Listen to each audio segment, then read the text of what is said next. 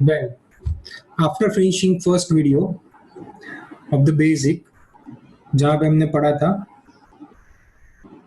what we have studied, friends, that consignor is an owner who will send the goods to the consignee, and consignee is an agent, and on behalf of consignor, consignee will sell the goods. Correct? Consignor will prepare two accounts. First one, consignment account to know profit or loss from the business.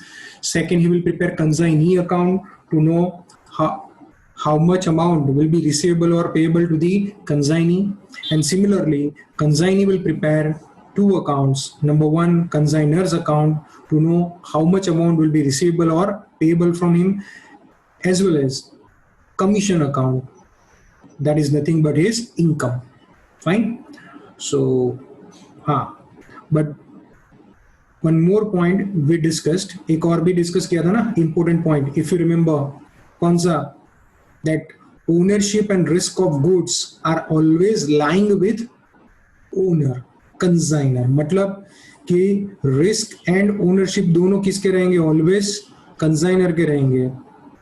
तो इसीलिए consignee has no relation with risk and ownership of the goods. कि goods destroy हो गया या कुछ चोरी हो गया, if it is theft, fine.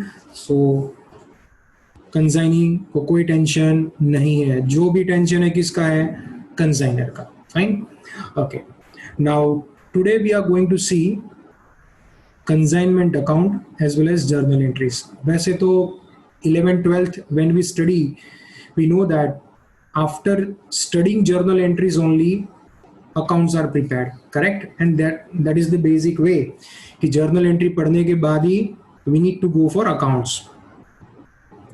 But वो सब बेसिक फंडामेंटल सब क्लियर हो चुके हैं 11th 12th पे, not of this chapter but journal entries के.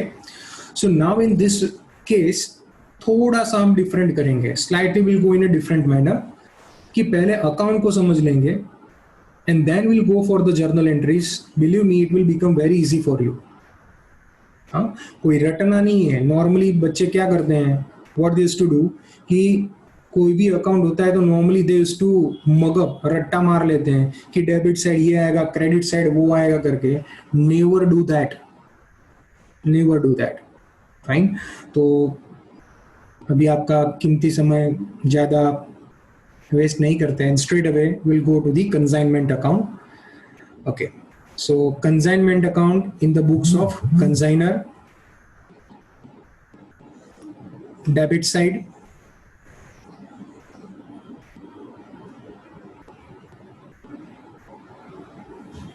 okay, so debit side will be so many items I have written. Credit side only 3 elements are there. तो देखते हैं वन बाय वन उनको सबको. Just a minute.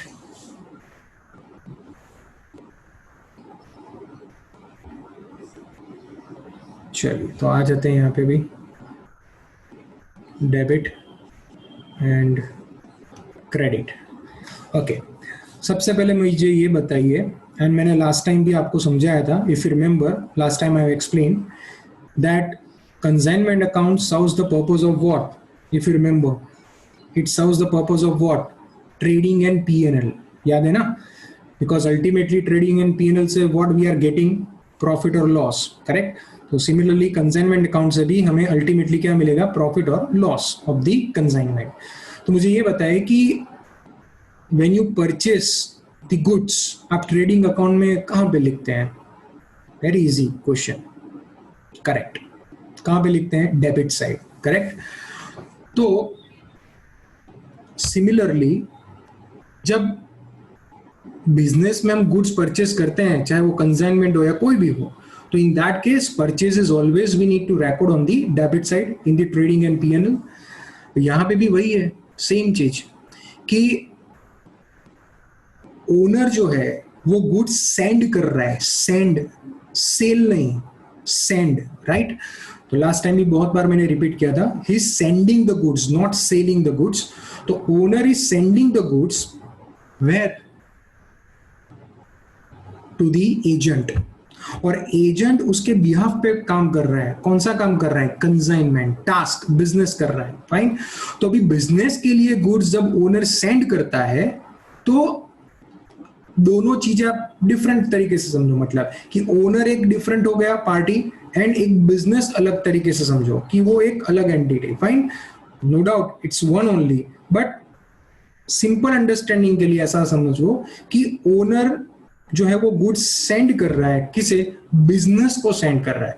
तो for business वो क्या हुआ? परचेजेस हुआ।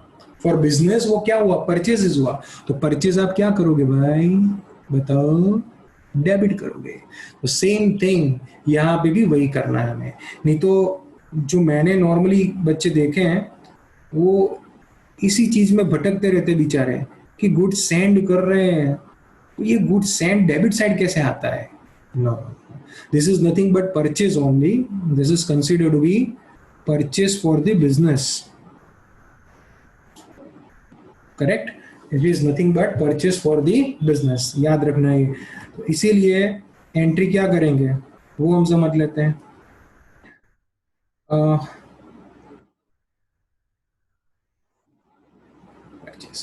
अब जैसे पीएनएल अकाउंट डेबिट कब करते हैं? पीएनएल अकाउंट कोई भी एक्सपेंस हो या कोई भी लॉसेस हो तो पीएनएल अकाउंट डेबिट कर लेते हैं।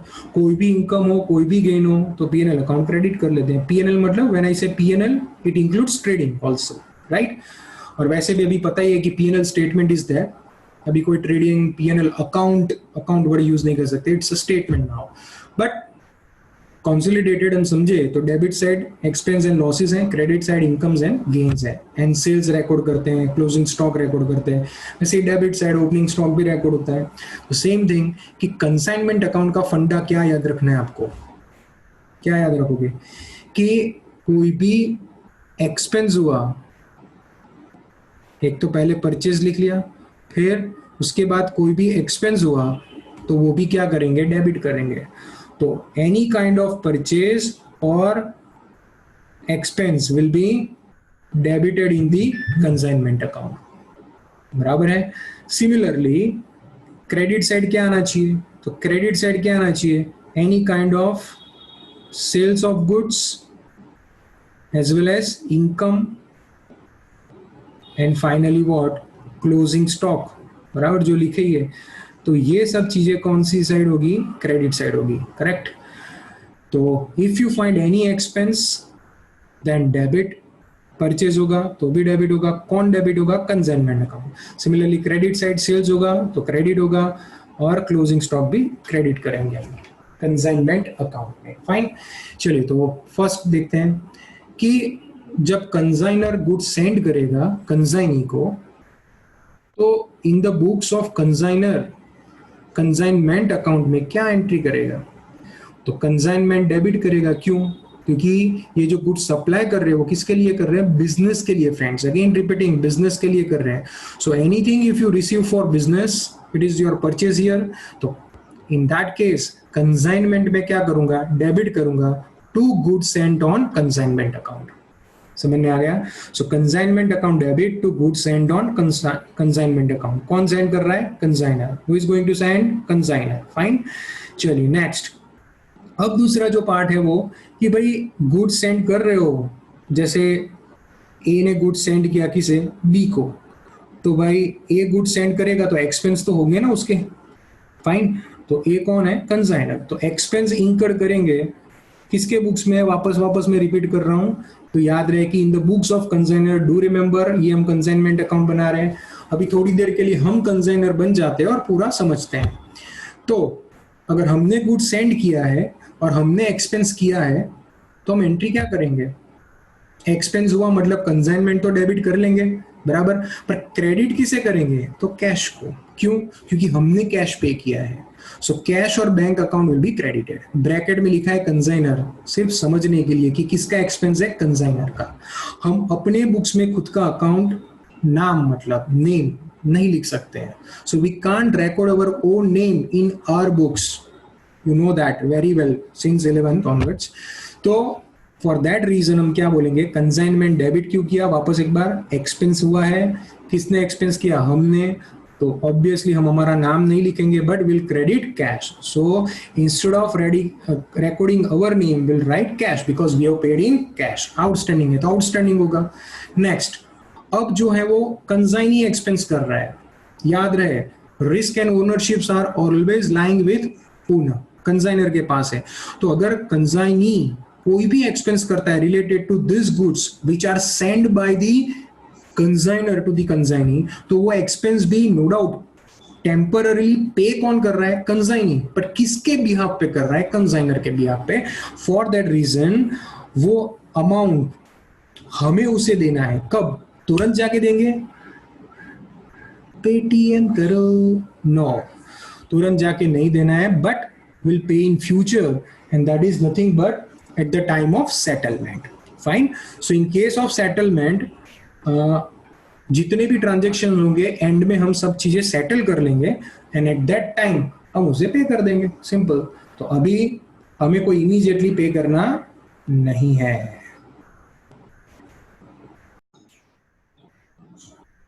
वेल, वापस आ जाते हैं.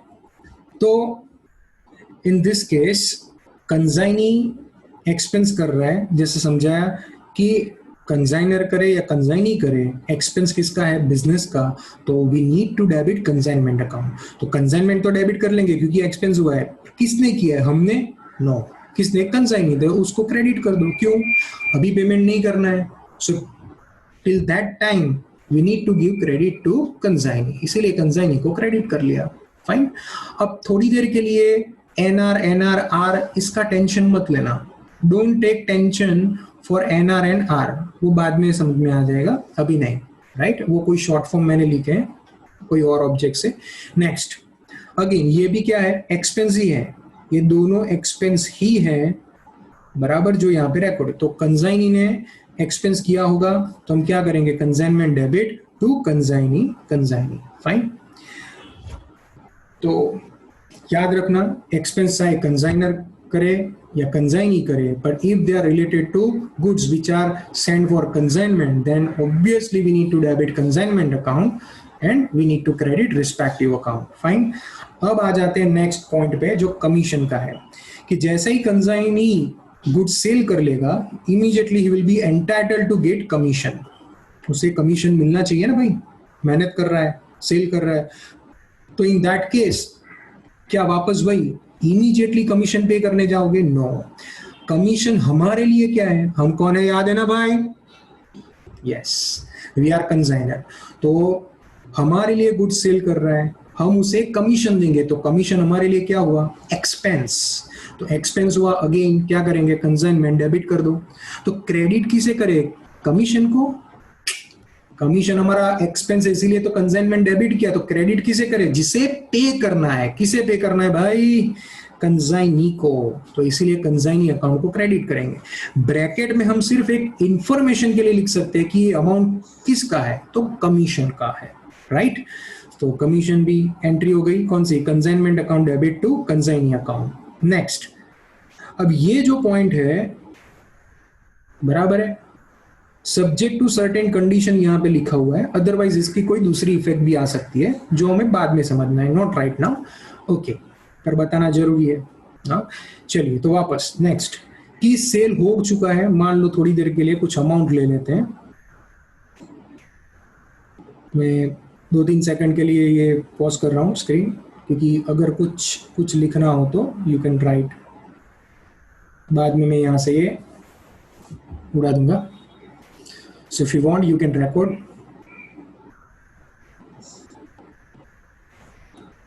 Fine.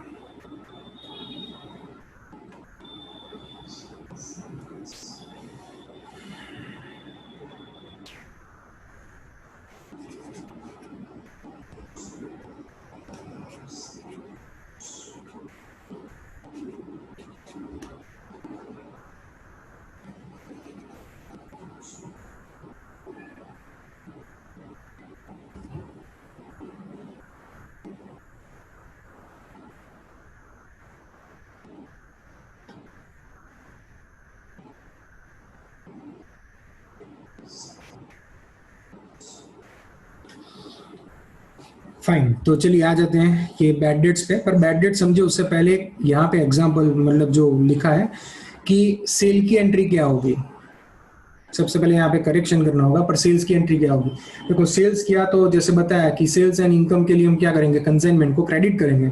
तो कंसाइनमेंट क्रेडिट हो गया, पर डेबिट क्या करेंगे? सेल्स को डेबिट करें?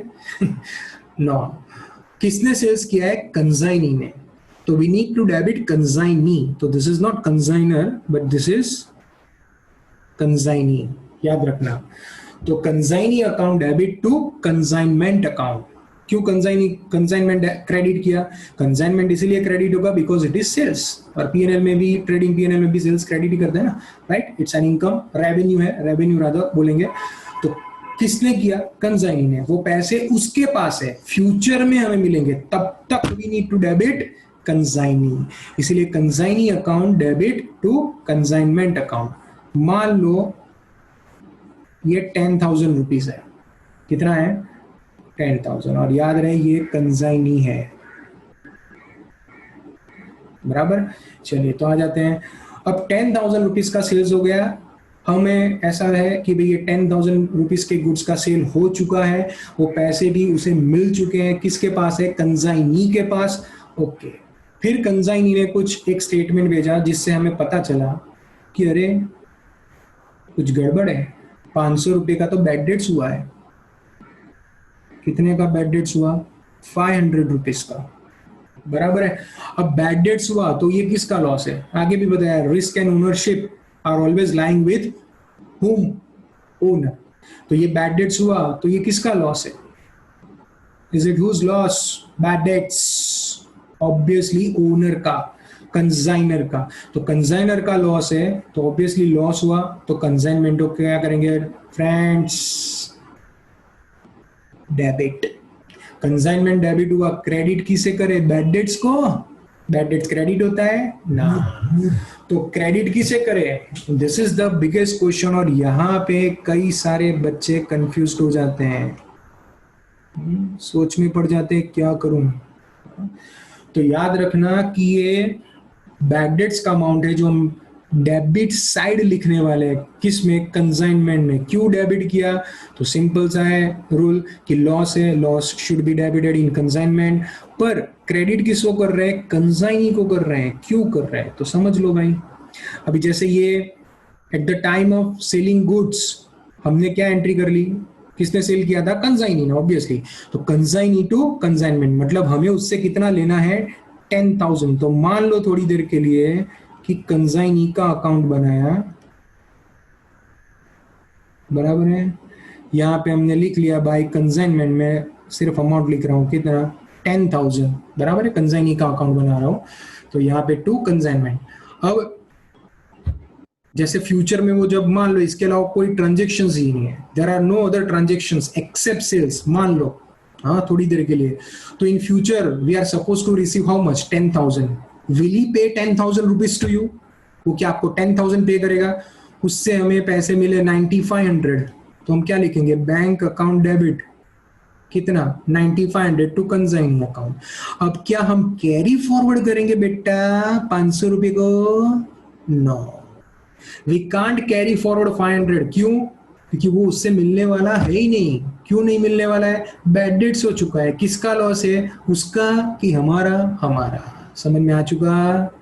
तो in that case the bad debts is always pertains to consignor. It is his loss, consignor loss. So why should consignee bear?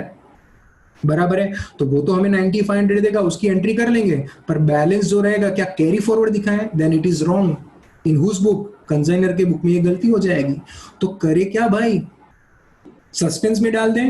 No. What should we do for 500 rupees? क्या करें? तो again I am repeating, 10,000 जो है बेटा, 10,000 sales की entry हो गई, consignee to consignment की, और फिर उसने 9,500 पे कर दी, उसकी भी एंट्री कर दी। एक्चुअली इसका अकाउंट सेटल हो जाना चाहिए, जबकि 500 का डिफरेंस आ रहा है due to bad debts. Can you recover from consignee? No, it is your loss. तो क्या करेंगे? ऑब्वियसली हमें कंसाइनी को उतना क्रेडिट देना पड़ेगा। मतलब पहले हमें पता था कि हम 10,000 उससे रिसीव करने वाले हैं, मतलब we need to receive 10,000 from him, but now we should understand due to bad debts we should receive only 9,500. इसलिए जब तक 500 आप उसके अकाउंट में क्रेडिट नहीं करोगे तब तक ये 500 का डिफरेंस आता ही रहेगा. तो इसीलिए एंट्री क्या हो जानी चाहिए कि कंसाइनमेंट तो डेबिट कर लिया क्योंकि it is a bad debts, पर क्रेडिट किसको कर दिया? कंसाइनी. मतलब उसे बोल देंगे बेटा तू 500 रुपए कम देना, और वो तो उसे भी पता है he is not going to pay you 500 rupees. तो मतलब ये हुआ कि by crediting consignee here now his account will be settled. तो यहाँ पे ये जो कैरी फॉरवर्ड करके लिखा है वो कैरी फॉरवर्ड नहीं आएगा ना भाई. क्या आएगा? What you will write?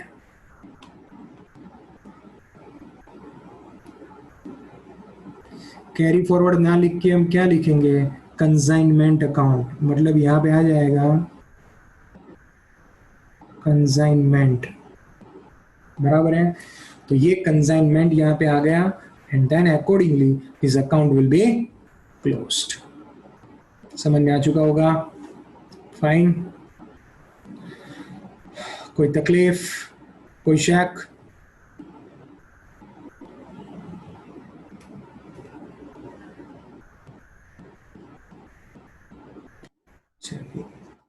जरा साफ सुथरा कर देते हैं ये और अच्छे तरीके से कि आपको याद रहे.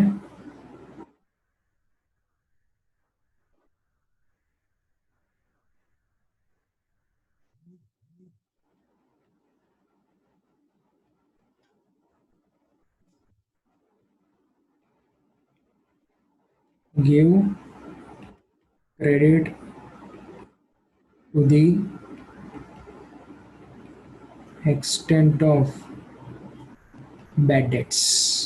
फाइन.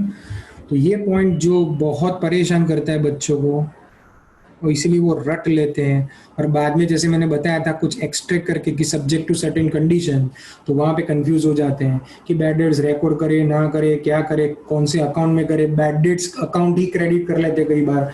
तो do remember you are not supposed to credit bad debts account but you are supposed to credit consignees account. Why? I have explained. Fine. तो ये सब चीजों के बाद अब जो नेक्स्ट है पॉइंट वो है एबनॉर्मल लॉस का. बराबर है. अब थोड़ी देर पहले ही जैसे हमने डिस्कस किया था तो बता रहा था कि भाई इनकम और गेन्स ऑन क्लोजिंग स्टॉक को क्रेडिट करेंगे और लॉस तो ऑलवेज डेबिट होते हैं. तो अब आप बोलोगे कि सर ये उल्टा नहीं लिखा है क्या? एबनॉर्मल लॉस क्रेडिट क्यों कर रहे हो? नो फ्रेंड्स, मित्रों, एबनॉर्मल लॉस को क्रेडिट नहीं कर रहे हैं. We are not crediting abnormal loss. We are actually crediting goods. मतलब loss should be debited. Loss होगा तो वो कंसाइनमेंट में डेबिट हो जाएगा. You know that. फाइन. ऐसा ही हम समझते हैं ना. तो यहाँ पे क्रेडिट साइड लिखा है तो बाय एबनॉर्मल लॉस क्यों लिखा? मतलब एंट्री क्या हो गई? Abnormal loss account debit to consignment. तो कंसाइनमेंट को भाई क्रेडिट क्यों किया ये लॉस से? दैट इज द क्वेश्चन जो मैं कब से बोल रहा हूं कि why we have credited consignment by this loss. तो to that extent our goods are lost. तो समझ सकते हो एक छोटे से एग्जाम्पल से. चलिए, तो एग्जाम्पल क्या है कि भाई मान लो कि ये स्टॉक अकाउंट है. हर एक पॉइंट हम समझेंगे. स्टॉक अकाउंट सिर्फ मैं क्वांटिटी का बना रहा हूं, अमाउंट का नहीं. तो मान लो कि ओपनिंग स्टॉक तो हम नील लिख देते हैं. फिर ये जो गुड्स सेंड है, मान लो 10,000 यूनिट सेंड किए. Out of 10,000 consignee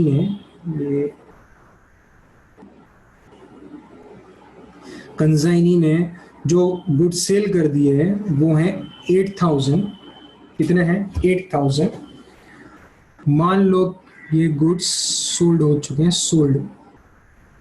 closing stock मान लो 1,000 है तो और बचा कितना? 1,000. मान लो ये एबनॉर्मल लॉस. बराबर है. तो एक चीज समझ सकते हो कि भाई बिजनेस में आया कितना? 10,000. आने के बाद बिजनेस में से गया कितना? मतलब सेल कितना हो चुका है 8,000, तो obviously we need to credit. Similarly इतना क्लोजिंग स्टॉक बचा है तो obviously we need to give credit of it, तब जाके पता चलेगा हमें. फाइन. तो डिफरेंस जो आ रहा है हमारा, it is what, it's a loss. तो डिफरेंस है इसीलिए वो लॉस, ऐसा नहीं. बट एबनॉर्मल लॉस क्यों क्रेडिट किया? Because to that extent our quantity will decrease. So based on this principle समझना है कि ऐसा कोई भी लॉस होगा तो यहाँ पे क्रेडिट हो जाएगा. और इवन एक और भी चीज समझ सकते हो कि ये लॉस आ कहाँ रहा है, 10,000 में से ही तो है. 10,000 ऑलरेडी मैंने डेबिट कर लिया है एंड आउट ऑफ 10,000 ये लॉस आ रहा है कितना, 1,000. तो ऑब्वियसली मुझे क्रेडिट साइड दिखाऊंगा तब मेरी क्वांटिटी टैली होगी. तो सिमिलरली अभी आ जाते हैं यहाँ पे कंसेप्ट पे कि भाई एबनॉर्मल लॉस जो है, भाई तो एबनॉर्मल लॉस यहाँ पे क्रेडिट किया हमने. फाइन. तो अभी एक्सप्लेनेशन मेरा ये नहीं बना है कि भाई व्हाट इज एबनॉर्मल लॉस, क्योंकि एबनॉर्मल लॉस जानेंगे उससे पहले ये जानना होगा what is normal loss. Correct. तो ये दोनों चीजें क्या है, नॉर्मल एंड एबनॉर्मल लॉस, वो नेक्स्ट वीडियो में होगा. बट तब तक के लिए एक चीज समझ लो कि भाई हमने कोई लॉस यहाँ पे क्रेडिट किया है, बराबर है. तो वो लॉस का अमाउंट यहाँ पे हमें लिखना होगा. और ये अमाउंट के लिए हमें क्या करना होगा, वैल्यूएशन. क्या करना होगा, वैल्यूएशन ऑफ एबनॉर्मल लॉस. तो एंट्री क्या हो गई, abnormal loss account debit to consignment. अगर आप देखने जाओ तो लॉस तो डेबिट ही हो रहा है, कंसाइनमेंट क्रेडिट हो रहा है. तो मैं कब से ये समझा रहा था कि कंसाइनमेंट क्रेडिट कर रहे हैं, क्योंकि पिछले आगे बोला था कि भाई कोई भी इनकम होगी, कोई भी सेल्स होगा तो हम रिकॉर्ड करेंगे यहाँ पे. तो दिस इज नथिंग बट कि गुड्स हमारा डिस्ट्रॉयड हो चुका है, इसीलिए वो यहाँ पे क्रेडिट साइड आया. तो consignment will be credited to that extent. तो गुड्स आर डिस्ट्रॉयड या तो लॉस्ट. पर ये जो एबनॉर्मल लॉस है वो अकाउंट हम डेबिट कर रहे हैं. अब ये लॉस कहाँ पे जाएगा वगैरह हम बाद में डिस्कशन में सेपरेट वीडियो में देखेंगे. चलिए, तो ये एक पॉइंट हो गया हमारा. फाइन. नेक्स्ट एंड जो लास्ट एलिमेंट है वो हमारा स्टॉक है, कंसाइनमेंट स्टॉक. मतलब जो मैंने क्वांटिटी अकाउंट बना के भी आपको समझाया, सो you have got it. Fine. कि after debiting 10,000 we have made sales of 8,000, then 1,000 that is abnormal loss. So whatever is left is nothing but closing stock. So obviously we need to record on the credit side. तो entry हो गई consignment stock debit to consignment account and this is closing stock. Now at what amount this is going to be recorded. तो again उसके लिए भी हम क्या बोलेंगे कि आपको इसका वैल्यूएशन करना पड़ेगा. क्यों वैल्यूएशन करना पड़ेगा वो सब बाद में समझना है, पर अभी याद ये रखना है कि इसका वैल्यूएशन करना है. सो इन दैट केस ये दोनों पॉइंट आ जाएंगे यहाँ पे, valuations, valuation of abnormal loss and valuation of closing stock. ये दोनों चीजें इंपॉर्टेंट एस्पेक्ट है. और वापस एक बार रिपीट कर रहा हूं, I have not explained what is mean by abnormal loss and how to value it. I have not explained how to value consignment stock. So these are the 3 elements which are pending. उसके अलावा हम बाकी का explanation complete कर रहे हैं.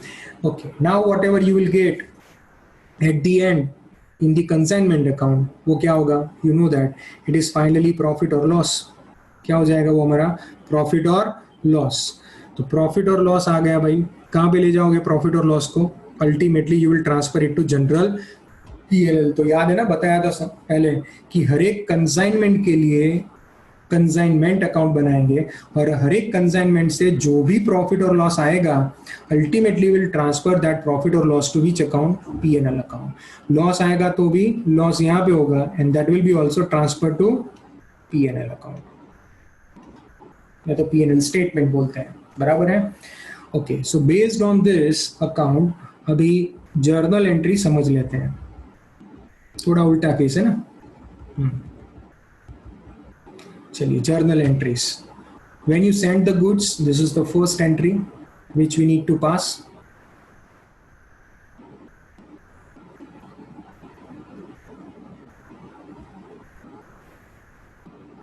So first journal entry, when the goods are sent, क्या होगा, consignment debit to goods and non consignment account, बराबर है। कंसाइनी के बुक्स में क्या एंट्री होगी वो बाद में, अभी नहीं, पहले कंसाइनर का ही एक चीज समझ में आ गया तो then consignee will be very easy. Okay, next second entry, expenses incurred by consignor. तो क्या एंट्री होगी, जैसे बताया था कि एक्सपेंस होगा तो कंसाइनमेंट डेबिट होगा, किसने किया है, हमने, तो हम कैश और बैंक को क्रेडिट कर देंगे, तो consignment account debit to cash और बैंक अकाउंट हो गया। नेक्स्ट चलिए, अब इसके बाद है quickly you can see that next is expenses, third entry क्या होगी, एक्सपेंसेस इंकर्ड बाय कंसाइनी, जो लिखे थे ना एनआर वो क्या है वो बाद में, पर एक्सपेंसेस इंकर्ड बाय कंसाइनी क्या एंट्री करेंगे, एक्सपेंस हुआ तो कंसाइनमेंट डेबिट होगा, किसको क्रेडिट करेंगे, कंसाइनी को। क्यों क्रेडिट करेंगे, बिकॉज एक्सपेंस उसने किया है, किसके लिए किया है, कंसाइनर के लिए। Okay, next fourth entry sales की, तो सेल्स की एंट्री क्या होगी, सेल्स हुआ तो कंसाइनमेंट क्रेडिट करोगे, डेबिट किसे करोगे, जिसने सेल्स किया, किसने सेल्स किया, कंसाइनी ने, fine. Fifth entry commission, commission to consignee, बराबर है, तो कमीशन हमारे लिए कंसाइनर के लिए क्या है, एक्सपेंस है, तो कंसाइनमेंट अकाउंट डेबिट करेंगे, किसे पे करना है, कंसाइनी को, तो उसे क्रेडिट करेंगे। Sixth, advance received from the consignee. अब ये एडवांस का क्या चक्कर है, करिए आप मान लो कि you are sending goods worth ₹5 lakhs to the consignee, 5 lakh का गुड्स उसे भेज रहे हो, वो तो बैंगलोर में बैठा है, गुड्स बेच के 9 2 11 हो गया, if he disappear after selling the goods, what you will do? तो for that reason safety purpose से नो डाउट वो हमें पहचान में भी trust him, that's why we are doing business with him, but still it's a business customs tradition and accordingly आप क्या करोगे, उससे एडवांस ले लोगे, तो एडवांस लोगे, what comes in you have to debit, cash आया तो डेबिट, बैंक आया डेबिट, या तो बिल्स रिसीवेबल होगा तो डेबिट, तो कैश और बैंक और bills receivable debit to consignee. क्यों कंसाइनी को क्रेडिट किया, उसने पे किया ना भाई, इसलिए। चलिए नेक्स्ट सेवेंथ, बैड डेट्स। अब ये डीजीसी क्या है वो आपको टेंशन नहीं लेना है, पर जैसे अभी मैंने समझाया था थोड़ी देर के लिए, कुछ एक्सट्रैक्ट करके याद हो तो वही चीज है यहाँ पे।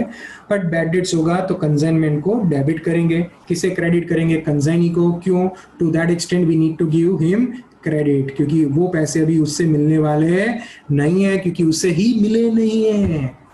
That amount we are not going to get, why, because the consignee himself has not received it so far, that's why।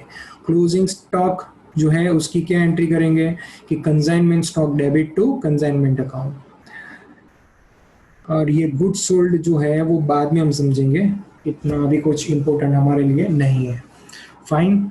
So hope ये सब चीज़ें समझ में आ चुकी होगी, journal entries in the books of consignor, right.